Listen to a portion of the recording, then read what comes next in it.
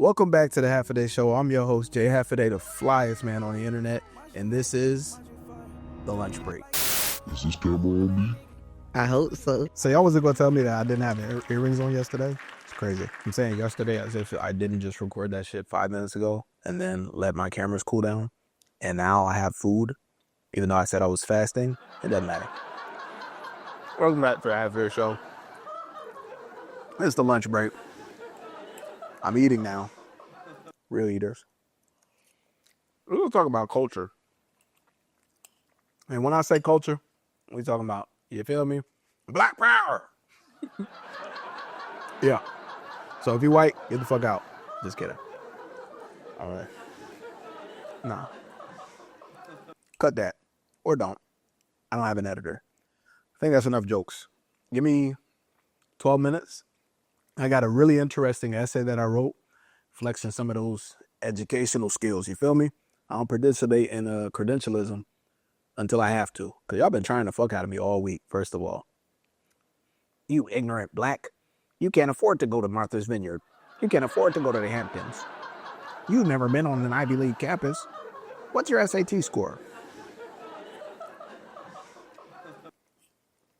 2 degrees, soon to be 3. Look me up. I'm an author. That talented tip shit don't work with me. Cause I'm talented, more talented than the talented tip. 1%er type shit. Just kidding. But we're gonna talk about WNBA, Angel Reese. We're gonna talk about Polo Oak Bluffs, Black Elitism, Black Classism, Jack and Jill. We're gonna talk about the Black Elite, all that. Let's start off with Angel Reese because I had made a video maybe 2 weeks ago, I think, talking about her new shoe, the Angel Reese ones. Fire shoe, by the way. I need to get me a pair. Angel Reese, if you ever see this video, I'm in your city. Come on. I'm from the DMV too. You're from Baltimore. I got people out there. Holla at your boy. I made a video like promoting her new shoe because I thought it was fire. First of all, 80% of the people that watched that video were men. Why is all of the comments talking about ass player, not good for the culture, not good at basketball, she's terrible, clean shoe, horrible player? I'm like, bro, y'all niggas are lame as fuck. I really don't know when or why it became so popular to hate on women, but hating on Angel Reese on top of hating on women makes you an extra lame cornball to me.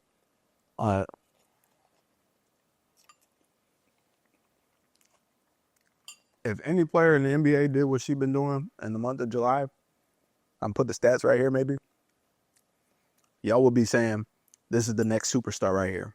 I think somebody had did a comparison of her second year and Candace Parker's second year. And although Candace Parker did win a WNBA championship in her second year, the stats are right there. They're neck and neck. So is it the player or is it the play? Y'all let me know. Moving along, I wrote a very interesting essay, whatever you want to say, on Substack. If you're not following me on Substack, subscribe on Substack, whatever it is. Go check me out on Substack. I've planned to put more pieces out there because for those of y'all don't know, I think I'm probably a better writer than I am a speaker. Or if not, they might be equal. You know what I'm saying? It's just a better way for me to organize my thoughts. And I put a lot of time into it, an hour. And I think it came out really nice. It's really concise.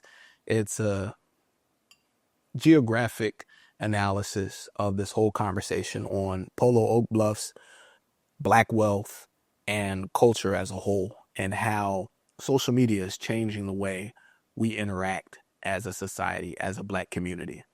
So I'm going to read a little bit of it, and then I'm going to go into the nitty-gritty, explaining just a little bit about my thought process with that and how I came to some of the conclusions I wrote in the paper. Culture doesn't exist anymore. The impact of the digital footprint. That's the title of the article. And then the subtitle is, would Don Mitchell wear Polo or Ralph Lauren? And then I linked the article by Don Mitchell, which is called, what is it called? Culture Doesn't Exist. That's what the article's called. So, culture doesn't exist anymore is a tough thing to hear when said out loud. But what does it really mean? Yes, culture can still be interpreted, felt, and shared across generations, but in a day and age where culture is felt more, expressed more, and shared more, due in part to the internet and social media, Is this the same culture that our ancestors created or something else? Let's stop right there. That was very wordy, and I'm not a wordy type of nigga when it comes to my writing. I like my shit to be understandable in the best way possible. But sometimes you just gotta let that fucking pen move, you feel me? Even though I didn't write this by hand, but like I felt like I was in my bag a little bit. You know what I'm saying? I'm introducing sort of my implicit argument here that culture doesn't exist anymore. And I say it in the first sentence, right? Now, I don't know if I actually wholly agree that culture doesn't exist anymore. But I do think it is an outcome that could happen the more we use social media and the more that trends and culture is spread and accelerated through our use of social media. So I think culture still does exist right now, but we're headed in a direction where culture might not exist if we keep using social media the way that we're currently using it. And this conversation about Polo Oak Bluffs, I think, sort of highlights exactly how bad it can get. So when my boy Aux Cord Whisperer said, we used to steal that shit, right? A lot of y'all clutch y'all pearls. I never stole a day in my life. Polo, I could afford it. Not like you Negroes. Never me. I've never stolen. I'm not a thief. I'm not like you blacks. Hey, are y'all listening to yourself? Do y'all see that sense of othering that y'all just did? That sense of distance from people, from real stories, real people in our community that were introduced to Polo in that way. And that's not to say that, hey, the Oak Bluffs collection isn't valid, isn't a real reality of certain black people. But we got to understand the nuance here. Oak Bluffs is this. Most of us did steal Polo or did buy Polo from boosters. You know what I'm saying? And we can't ignore that fact. It's well documented. You know what I'm saying? And if you didn't steal it, somebody you knew stole it. So to make all these videos, there's literally 1,000 videos of people saying, I don't know about y'all, but I never stole. Like, bro, we get it. Engage with the rest of the conversation. Now, my videos, as I finish up this traditional black meal spaghetti, were more so about that dynamic there. Like, why was that your initial reaction to something that was a we statement? Okay. You could have treated that we statement. He may have phrased that badly. He could have, like, you know what I'm saying? That could have been just his experience or a handful of people's experience. But why did it offend you so badly that you had to go out of your way to distance yourself from that idea of struggle, from that idea of poverty, from that idea of lower economic, positioning?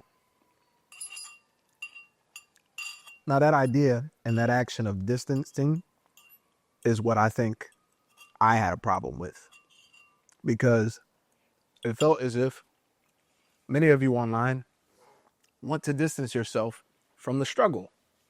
And I actually had somebody say it to me. Poverty is not black culture. Stealing is not black culture. Struggle is not black culture. Okay, it might not be black culture, but to say that it isn't an integral part of black culture is just intellectually dishonest. Like, it's well documented. There are whole museums, there are whole books, there are whole, like when we were children, there are whole weeks dedicated to this is how we overcame this. To overcome means to go past something that you already experienced. You know what I'm saying? So what is it that experience that we had to overcome? We shall overcome, like, you know what I'm saying? It just rubs me the wrong way. Because, and I write here in this paper, and I think it's an argument that I actually want to make here, is that I think black culture is inherently tied to struggle. And although you may not have struggled personally in your life, that is where you come from. So when I made that video about, okay, everybody comes from the hood, it's because of the perception of our shared point of origin as an ethnicity, which is slavery, Jim Crow, black codes, economic oppression, economic disenfranchisement. All of these things are tenets and markers of the hood currently. So although you may not live there currently, you should be able to relate to that because you're black. We as a community shouldn't want to distance ourselves from that. The further we distance ourselves from that, the less of ourselves we retain. Let's keep reading.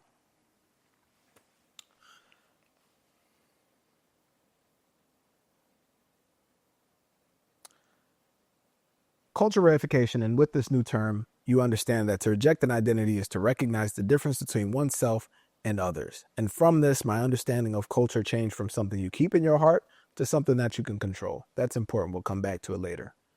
The reification of culture is Don Mitchell's way of describing how culture is created and controlled. And as a geographer, he relates this idea of culture to the concept of place and how different interpretations of physical space can carry different cultural nuances.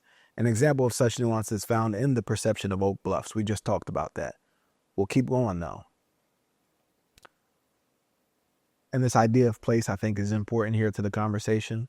So I wrote here that Oak Bluffs, that's where the bougie blacks summer. Oak Bluffs, that's where excellence, black excellence resides. Oak Bluffs is the target demographic of the new Ralph Lauren collection. You know what I'm saying? All of these things are true. All of them are correct. But what happens when interpretations that normally would be contained to a few blocks or a few porch conversations goes viral? That's where this whole conversation relates to my topic of this paper here.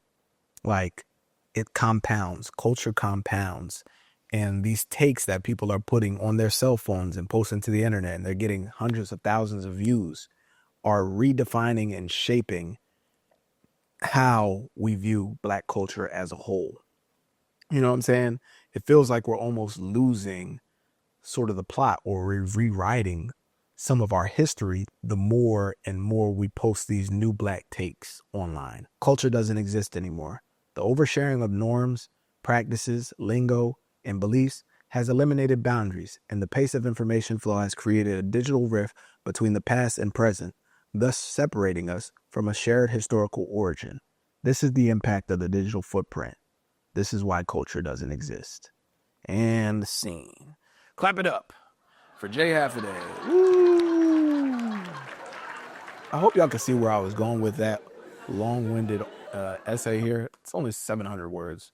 But the point is, social media is changing black culture. And the more takes I see online, like what I saw with this Oak Bluffs conversation where you guys are trying to distance yourself from the hood, distance yourself from black people that don't have a upper middle class experience, that don't look so polished, that aren't so Jack and Jill, Divine Nine, Morehouse, Spelman, Howard. You know what I'm saying? Those type of blacks, we eliminate certain tenets and experiences of our black culture. And I don't think that the relationship we would have with black culture happens or goes away or changes if social media doesn't exist, because certain things would just naturally be gatekept. We would never know that niggas in Atlanta was calling everybody twin. We would never know that niggas in New York was saying my heart or, one when they hang up the phone. Like, these are things that would be spatially bound just to a few blocks or a few corners. Now that everything is shared and publicized, we're losing recipes, and things that normally would have been gate kept aren't being kept at all. So that's my take on that. There's another take here that I might save for here, and it's the idea that even though there is a black elite, y'all ain't really that all elite. I'm not impressed. But that's it for this episode. As always, this has been an episode of The Half-A-Day Show, bringing you education, entertainment, and everything in between. I'll see you tomorrow on the lunch break.